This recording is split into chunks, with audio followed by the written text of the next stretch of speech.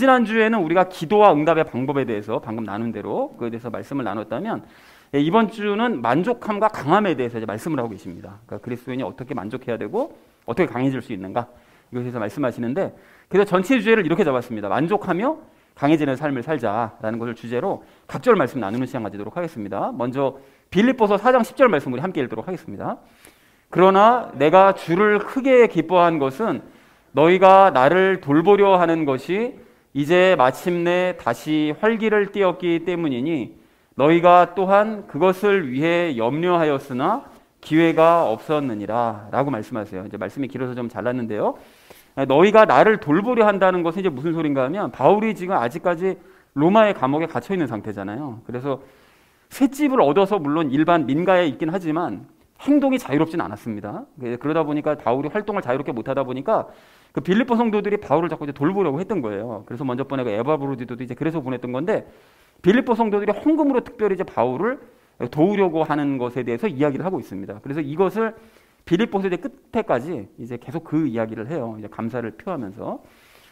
자, 그리고 다시 활기를 띠었다고 얘기하는 것은 이 빌립보 성도들이 감옥에 갇힌 바울을 더욱 돕고자 하는, 그러니까 물질적으로 또 이렇게 사람을 보내서 필요한 손발이 되어서 돕고자 하는 그런 열정적인 마음을 빌립보 성도들이 이제 더 가지게 되었다는 것이죠. 자, 그래서 바울은 주께 감사하면서 그걸 크게 기뻐합니다. 자, 그런데 바울이 그럼 왜 이렇게 크게 기뻐하냐? 뭐 이렇게 빌립보 성도들 말고도 다른 사람들도 도와줄 수도 있었을 거잖아요. 그런데 돕는 사람도 실제 있었고요. 왜 이렇게 크게 기뻐했는가 하면 이유가 있습니다. 단순히 경제적인 도움을 얻게 되어서 기뻐한 것이 아니고, 여기 넘어갔죠. 그 지지난주 말씀과 관련이 있습니다. 이게 뭔 소린가 하면 지지난주에 그 언급했듯이 바울이 너희가 아무것도 염려하지 말고 감사로 기도해라라고 말씀하셨잖아요. 그리고 또 뒷부분에 가서는 빌립보 성도들에게 요구한 것이 너희가 덕이 될 만한 일, 칭찬받을 만한 일, 그리고 또 다른 사람들에게 이렇게 본이 될 만한 일들, 그런 것들을 행하라고 이제 얘기를 했었었는데 바울이 염려하지 않고 감사하면서 기도를 한 거예요. 왜냐하면 그 로마의 감옥에 갇혀 있으면서 경제적으로 어려움을 겪으니까 사실 뭐 주변에 사람들도 일을 해야 되고 자기를 돌봐야 되는데 비용이 없으면 힘든 상황이잖아요. 그러니까 바울이 염려하지 않고 감사하면서 하나님께 기도를 했던 것이죠.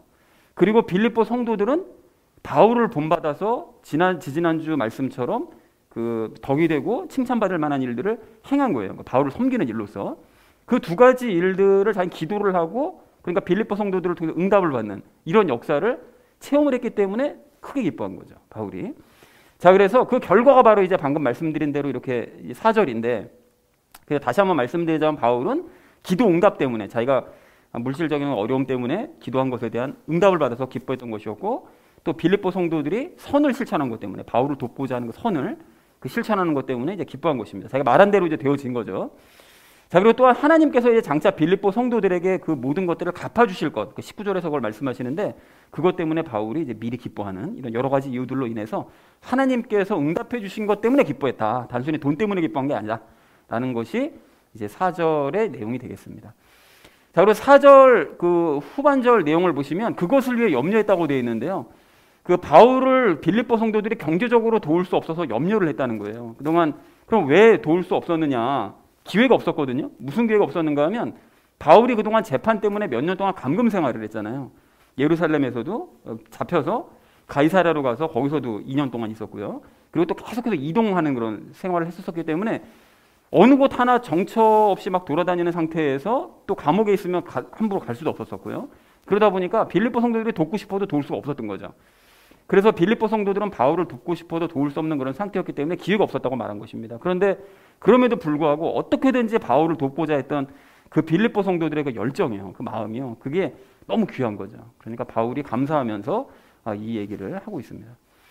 자, 그래서 10절 말씀을 정리하면 이렇게 정리해 볼 수가 있겠는데요. 너희가 나를 돕고자 하는 그 열심이 다시 시작된 것으로 인해 나는 기쁘다. 로마의 감옥에 갇혔으니까 좀 자유로워졌으니까 조금요.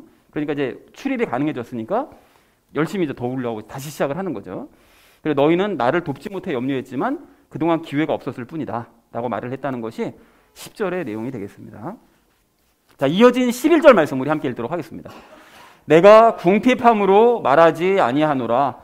내가 어떤 처지에 있든지 거기에 만족하는 것을 내가 배웠노니 라고 얘기하는데요. 궁핍함으로 말하지 않는다는 건 이제 궁핍한 처지이기 때문에 실제로 궁핍합니다, 바울이.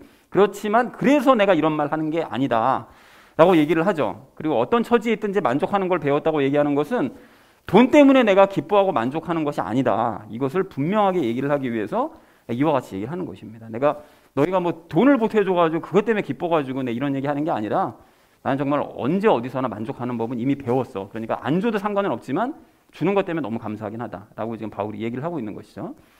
그래서 11절에서 의미를 정리하자면 이렇게 정리할 수 있겠는데요. 내가 궁핍받기 때문에 이런 말을 하는 것이 아니다. 나는 어떤 처지에 있든지 만족하는 법은 배웠다라고 얘기하는 것이 11절의 내용이 되겠습니다. 자, 이어진 12절 말씀 우리 함께 읽도록 하겠습니다. 내가 비천하게 되는 것도 알고 풍부하게 되는 것도 알아 어디에서나 모든 일에서 배부른 것과 배고픈 것, 풍부한 것과 궁핍당하는 것을 다 배웠노라 라고 말씀합니다. 여기 비천하게 된다라고 바울이 얘기하는데요. 바울은 이제 가진 것이 없어서 비천하게 되어보는 그런 삶을 살아보기도 했고요. 그리고 또 풍부하게 되는 것도 안다는 거죠. 그러니까 예수님께서 채워주셔서 풍부함을 자기는 체험해 본 적도 있다. 모든 것들을 체험을 하고 있다는 거죠. 그래서 그걸 다 배웠다는 거예요. 뭘 배웠는가 하면 이런 체험들을 통해서 만족하는 법을 배웠다는 것이죠. 어떤 상황에 놓여 있더라도 나는 이러면 이렇게 저러면 저렇게 다 만족할 수 있다라고 바울이 좀 고백을 하고 있습니다. 그래서 12절 의미를 이렇게 정리할 수 있겠는데요. 나는 비천하게 되는 일도 체험하고 풍부하게 되는 일도 체험했기 때문에 배부르거나 배고프거나 풍부하거나 궁핍한 모든 상황 중에 나는 만족하는 법을 이미 배웠다라고 얘기했다는 것이 12절의 내용이 되겠습니다. 자, 마지막 13절 말씀 우리 함께 읽도록 하겠습니다. 나를 강하게 하시는 그리스도를 통해 내가 모든 것을 할 수 있느니라 라고 말씀합니다. 나를 강하게 하시는 그리스도, 이게 오늘의 주제절이라고도 할 수 있겠죠. 그 약할 때 강하게 하시는 그 예수님의 능력을 통해서 자기는 강하게 될 수 있다는 거예요. 그러니까 이게 잠시 후에도 말씀드리겠지만 고린도후서 이제 12장 9절 10절 말씀을 인용한 그 내용인데, 약할 때 예수님의 그 능력으로 우리를 강하게 하시는 이런 능력을 바울이 체험했다는 거예요. 자, 내가 모든 것을 할 수 있다고 얘기하는데 사실 그리스도인은 아무것도 할 수 없다고 그랬잖아요. 그죠? 근데 여기서 주의할 점이 있습니다. 이따가도 다시 한번 강조하겠지만 그리스도인은 아무것도 할 수 없어. 나 아무것도 할 수 없어. 이런 얘기 우리가 자주 하는데, 특별히 우리 교회에서 그런 얘기 자주 하는데, 아무것도 할 수 없다고 그래서 아무것도 안 하겠다고 생각하면 안 됩니다, 여러분. 항상 말씀드리지만 아무것도 할 수 없지만 예수님을 통해서 무엇이든 할 수 있는 거예요. 그렇게 돼야 되는 거예요. 그래서 궁핍한 처지에서도 자기는 만족할 수 있다는 거예요. 내가 궁핍한 처지니까 난 아무것도 할 수 없어. 그러니까 사역이고 뭐고 난 아무것도 안 하고 그냥 가만히 있을래. 이게 아니라 예수님의 능력으로 말미암아 난 무엇이든지 할 수 있다라고 고백하는 것이 진정한 그리스도인의 고백이라는 것입니다. 자, 그래서 13절의 의미를 이렇게 정리해 볼 수 있겠는데요. 나를 강하게 하시는 예수님을 통해서 나는 모든 것을 할 수 있다라고 고백했다는 것이 13절의 의미가 되겠습니다. 자, 그래서 오늘 본문 말씀을 전체적으로 정리하면 이렇게 되겠는데요. 너희가 나를 헌금으로 섬기려고 열심을 내니 참 기쁘다. 그동안 너희는 이 문제로 염려했지만 기회가 없었을 뿐이다. 너희 잘못이 아니다. 그리고 내가 궁핍해서 이런 말을 하는 것도 아니다. 나는 비천함과 풍부함을 많이 경험했기 때문에 어떤 상황에서도 만족하는 법을 이미 배웠다. 자, 그래서 나를 강하게 하시는 예수님을 통해서 나는 무엇이든지 할 수 있기 때문에 궁핍한 중에도 나는 만족할 수 있다. 그럼에도 불구하고 너희가 이 문제로 열심을 내주니 참 기쁘다라고 얘기했다는 것이 오늘 본문 전체의 내용이 되겠습니다.